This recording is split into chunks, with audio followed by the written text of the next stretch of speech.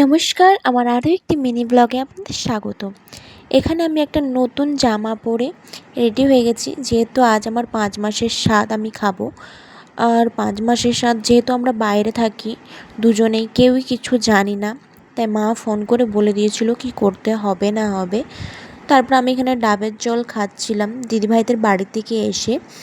এখানে আমি মালা আর নোয়া, আমাদের 5 মাসের স্বাদে নোয়া পরানো হয়, আর খুব একটা বড় করে হয় না, ছোট্ট করেই হয়।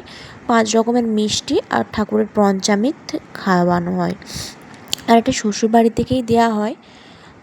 এবং আমার মা সব বলে দিয়েছিল দিদিভাইকে। দিদিভাই তারপরে আমাদেরকে ডেকে বলল, যেহেতু আমরা কিছুই জানি না, বাইরে থাকি।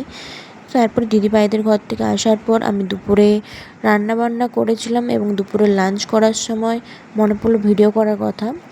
এখানে দুপুরে লাঞ্চ করা ওঠার পরে একটু ফল খেয়ে নিয়েছিলাম, এবং আজকে আমার ওষুধ সব শেষ প্রায়। তাই ঘরটা গোছানোর পর আমাদের সে ওষুধ নিয়ে এসেছিলো আমার হাজব্যান্ড, এবং এই প্রথম জীবনে আমি এত ওষুধ খাচ্ছি, এত ওষুধ। আর আমাদের 5 মাসে আর 9 মাসে স্বাদ হয়। অনেকের আছে 5 মাসে, 7 মাসে, 9 মাসে, 3 মাসেই হয়। আমাদের 5 মাসে অতটা কিছু করে হয় না, 9 মাসে একটু বড় করে হয়, সবাইকে ডাকা হয়।